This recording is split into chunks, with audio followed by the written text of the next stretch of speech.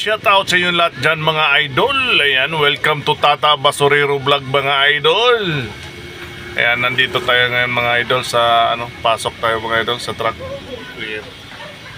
Ayan, dito ako nagtatambay sa aking sasakyan mga idol.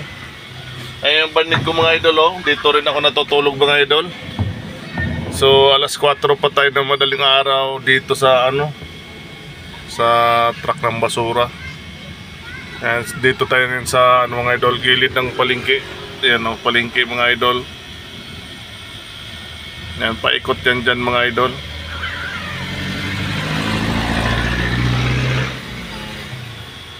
Mamaya maya kasi ang daming mga delivery truck dito. Ayan dyan, nakaparking yan.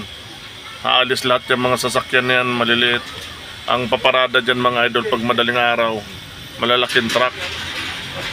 Kinakargahan ng mga saging, mga buko, yan, kung saan nang dadaling mga idol, galing probinsya.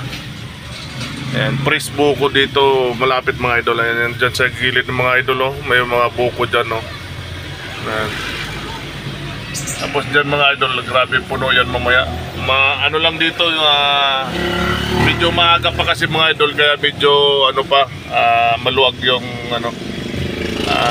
alas 9 pa lang mga idol lang gabi, kaya medyo maluwag pa yung kalsada tsaka yung parkingan. Mamaya mga idol, mga abutan to ng madaling araw. Grabe traffic dito kasi puno ng delivery truck yan dyan kabilaan. Ayan, itong parking area natin dito mga idol, parkingan lang talaga ng basura to mga idol. Ayun o, sa gilid lang tayo din ng palengke. Parkingan lang talaga ng basura to dito mga idol. Ayan, yan naman dyan mga idol. Ayan, prutasan yan mga idol. Ayan, ang daming mangga. Ayan, mangga yan mga idol. Sa gilid lang din tayo palengke nakapark mga idol kasi dito yung binigay na area sa atin. Truck ko mga idol, ang laki.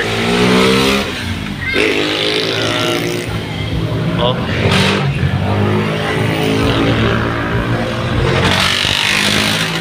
Yan, dump truck yan mga idol, ang laking truck. Dala ko dito sa gilid ng palengke. Ayan, maghihintay lang ako mga idol dito hanggang mapuno. Ganoon yung trabaho ko dito. Kasi yung basura na kinakarga ko mga idol, galing dyan sa loob ng palengke. Napakalawak ng palengke dito mga idol sa lungsod ng Pasig. Ayan, shout out sa inyo lahat dyan mga idol. Maraming salamat mga idol sa support nyo. Ayan, thank you mga idol.